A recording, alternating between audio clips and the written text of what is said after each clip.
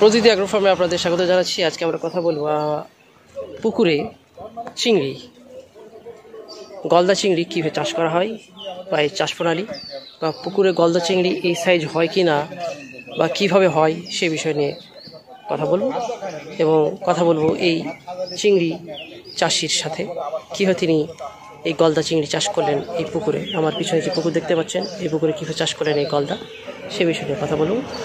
তারপর আছেন প্রতিটি অ্যাগ্রো ফার্মে, আর আজকে আমাদের বিষয় হচ্ছে গলদা চিংড়ির চাষ পদ্ধতি।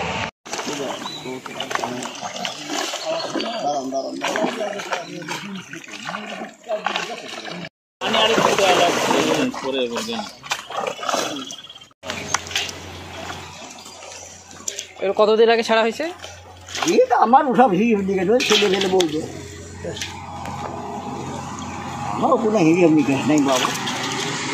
এটা হচ্ছে গলদা, পুকুরের চাষের গলদা। নাটোর জেলার সিংড়া উপজেলায় একটি পুকুরে গলদা চিংড়ি চাষ করা হয়েছে। 15 থেকে 20টাও যদি হয় তাতে স্যার 50 টাকা পিস, 20টা যদি পিস আসে কীভাবে লস হবে স্যার? চিংড়িতে ব্যাপক লাভ, কিন্তু স্যার একটাই ভয়, সেটা হচ্ছে পুকুরে যদি পাতা পড়ে স্যার, মানে অক্সিজেন শর্ট হলে স্যার সমস্যা। ওই যে ভাই আপনার নাম? মোহাম্মদ আব্দুল জব্বার। আব্দুল জব্বার ভাই, এই যে আপনার এই পুকুরে দেখছি আমরা চিংড়ি দেখছি, গলদা না? জি। এগুলোর বয়স কত এখন? এই যে যেগুলো দেখছি প্রায় কেজিতে 15টা বা 12টা। এটা মোটামুটি প্রায় 9 মাস 10 মাস হবে। 10 মাসে কেজিতে 12টা বা 15টা হয়ে যাচ্ছে। এটা যখন ছাড়েন 10 মাস আগে বা 9 মাস আগে, তখন সাইজ কতটুকু ছিল?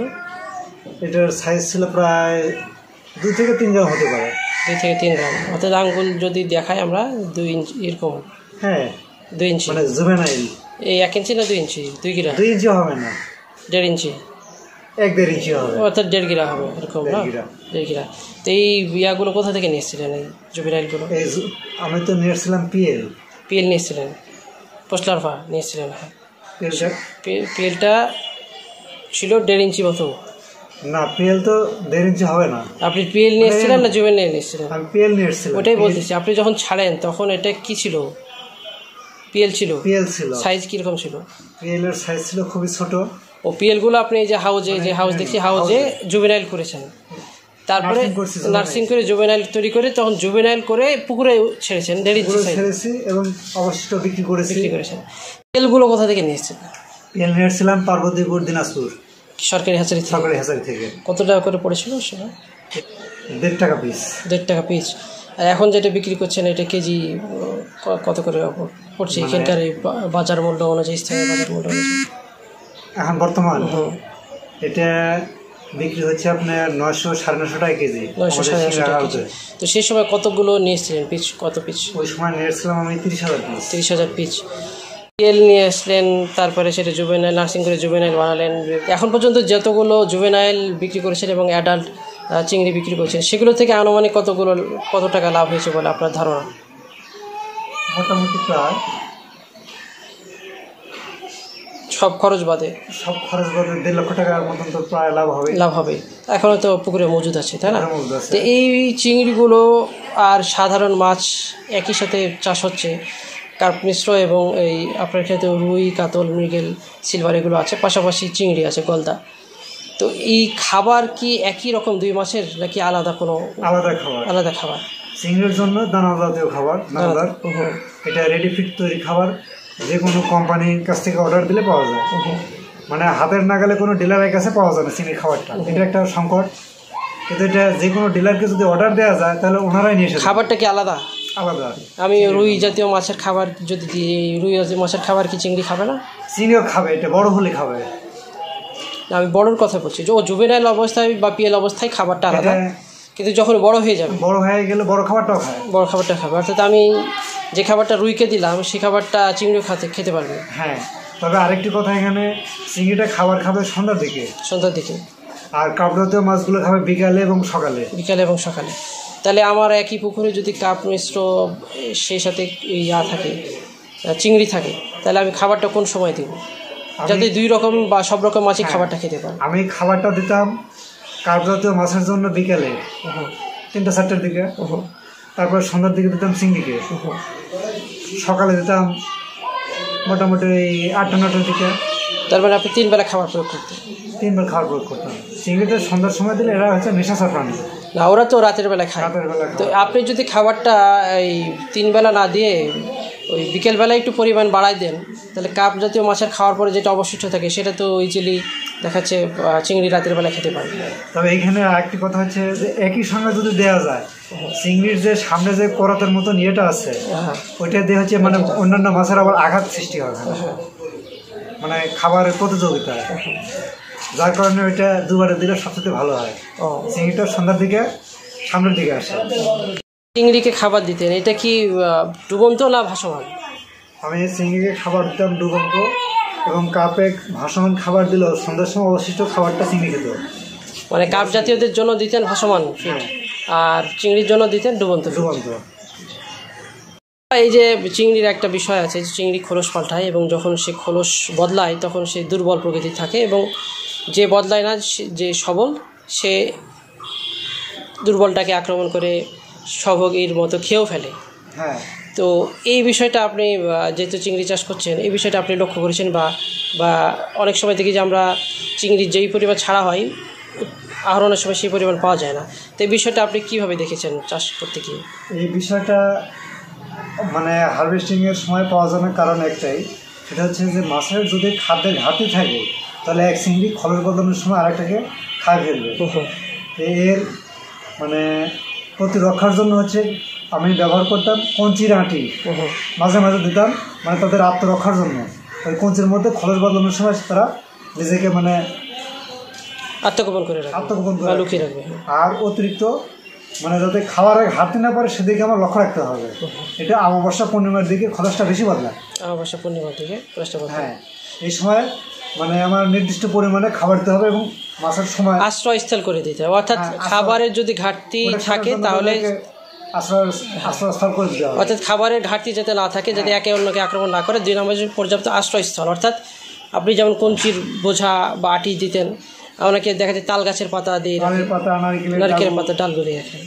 তাহলে চিংড়ি চাষের জন্য যদি কেউ অন্যান্য মাছ চাষি চিংড়ি চাষ করতে চায় অন্যান্য মাছের সাথে, তাহলে তাদেরকে কী কী পরামর্শ দেবেন শুরু থেকে শেষ পর্যন্ত? শুরুতেই এই কঞ্চির আঁটি, বাঁশের কঞ্চি যেটাকে বলা হয়, এই কঞ্চি মাঝে মধ্যে যদি বেঁধে দেওয়া যায়, মানে হালকা করে বেঁধে দেওয়া, যাতে মাছ ওখানে ঢুকতে পারে, আশ্রয় নিতে পারে। পাইপ, প্লাস্টিকের কিছু ঝুড়ি, মানে যেটা ডুবে থাকে যেখানে মানে আশ্রয় নিতে পারে চিংড়িগুলো। আর খাবারের জন্য মানে তাদের যাতে ঘাটতি না পড়ে এদিকে লক্ষ্য রাখতে হবে। প্রত্যেকদিন সন্ধ্যায় খাবার দেওয়া হবে। পর্যাপ্ত আশ্রয়স্থল এবং পর্যাপ্ত খাদ্য, বিশেষ করে রাতের বেলায় খাবার দিতে হবে। হ্যাঁ, এর বাইরে অন্যান্য মাছের মধ্যে আর এই চিংড়ি মাছ চাষের মধ্যে কোনো পার্থক্য আছে কিনা? আপনার সার প্রয়োগ বা চুন বা লবণ প্রয়োগ বা এই টাইপের বা কোনো অসুখ বিসুখ? গুরুত্বপূর্ণ বিষয় এখানে, যদি আমার কার্পের সঙ্গে কাঠগলদার চাষের ক্ষেত্রে যদি মাছের উকুন হয়, পুকুরে যদি পোকা হয়, তাহলে কীটনাশক ইউজ করা যাবে না, ব্যবহার করা যাবে না। সেই ক্ষেত্রে আমরা কী করব, এখানে হচ্ছে চুন আর লবণ অ্যান্টিবায়োটিক হিসাবে ব্যবহার করব, তাতে কোনো সমস্যা হবে না। আমি যেটা পরিলক্ষিত হয়েছে নিজের প্র্যাকটিক্যাল প্রমাণ, চুন আর লবণ দিয়ে আমার মাছের গায়ে উকুন এবং ঘা হয়েছিল, এটা দিয়ে আমার যথেষ্ট ইনশাল্লাহ সফলতা পাইছি, কোনো ক্ষতি হয়নি। তো চিংড়ির কি কোনো নির্দিষ্ট রোগ আছে যেটা মানে হবেই বা সাধারণত অ্যাটাক হয়ে থাকে, এরকম কোনো রোগ আছে? আমার পুকুরে আমি চিংড়ির কোনো রোগ পাই নাই, তবে একটা সমস্যা আছে, সেটা হচ্ছে যদি অক্সিজেন ঘাটতি হয় তাহলে মাছগুলো পুকুরের চতুর্দিকে মালার মতন হয়ে উঠে, মানে উপর থেকে শ্বাস নেওয়ার জন্য। অর্থাৎ অক্সিজেন ঘাটতি হলে তারা উপরে ভেসে ওঠে। আর এখানে যে পুকুরে পাতা পড়ে, আমের পাতা, নারিকেলের পাতা বা অন্যান্য পাতা জাতীয় গাছ যদি থাকে, তাহলে ডালপালাগুলো ছাঁটাই করতে হবে, নাহলে ওই পাতা পড়ে পানি পচন হয়ে অক্সিজেন ঘাটতি হবে। পাতা পচন হয়ে যাতে অক্সিজেন ঘাটতি না হয় এদিকে লক্ষ্য রাখতে হবে। আচ্ছা, আরেকটা বিষয়, এই চিংড়িটা কোন স্তরের খাবার খায় বা কোন স্তরের? চিংড়িটা হচ্ছে নিচের স্তরের খাবার খায়। নিচের স্তরের খাবার খায়।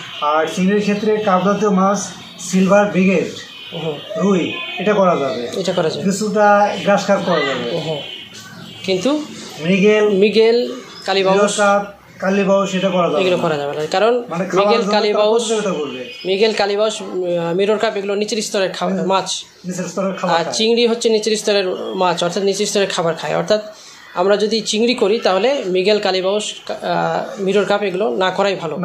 তাহলে যদি করা হয় তাহলে চিংড়ির সাথে এই মাছগুলো খাবারের প্রতিযোগিতা করতে পারে, বা চিংড়ি যখন দুর্বল অবস্থায় থাকবে তখন হয়তো খাবারের প্রতিযোগিতার টিকে না থাকার কারণে তারা হয়তো বা মারাও যেতে পারে, প্রোডাকশনের ঘাটতি হতে পারে। এর বাইরে আর তো কোনো কিছু নয় পরামর্শ। স্বাভাবিকভাবে আমরা কার্পের সাথে আমরা চিংড়ি করতে পারি বা গলদা করতে পারি। কার্প ছাড়া আর কোনো মাছের সাথে, অন্য কোনো মাছের সাথে গলদা চাষ করা যেতে পারে? কার্প ছাড়া অন্য মাছের সঙ্গে আমি করি নাই, তবে এখানে অনেকে বলে যে পাবদা মাছ। আমাদের এলাকাতে আমাদের আওয়াল ভাই, আমাদের শিরকুল ইউনিয়নেরই, উনি একজন কলেজের অধ্যাপক, উনি খুব সচেতন মানুষ, উনি করেছেন, আমি শুনেছি, ওনার কোনো সমস্যা হয় নাই। অর্থাৎ একটাই কারণ, তার মানে পাবদা মাছের কোনো খাদ্য প্রয়োগের কোনো ঘাটতি নেই। একটা প্রদর্শনী পেয়েছেন আপনি মৎস্য অধিদপ্তর থেকে, একটা দেখলাম যে কাপ মিশ্র গলদা মিশ্র চাষ।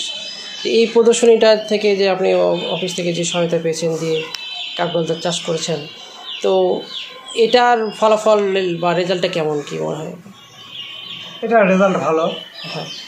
ভালোর কারণ একটাই, অফিস থেকে স্যারেরা মানে নির্দিষ্ট টাইমে কোন খাবার দিতে হবে সবসময় দিক নির্দেশনা দেওয়ার জন্য যান।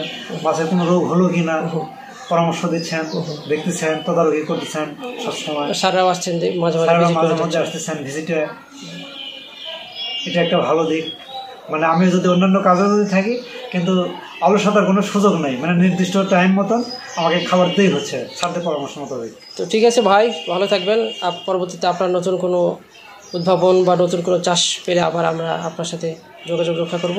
আর আমাদের কোনো এই ইউটিউবে আমাদের বা ফেসবুকে আমাদের ভিডিও দেখে কোনো মৎস্য চাষি বা আগ্রহী যদি কোনো কিছু জানতে চাই, আমরা আপনার নাম্বার দিয়ে দিব ডিসক্রিপশন বক্সে, তাহলে তারা আপনার সাথে যোগাযোগ করে হয়তো বা কোনো পরামর্শ যদি মনে করে তারা নিতে পারে। ধন্যবাদ জব্বার ভাই, আমি চেষ্টা করবো যথাসাধ্য।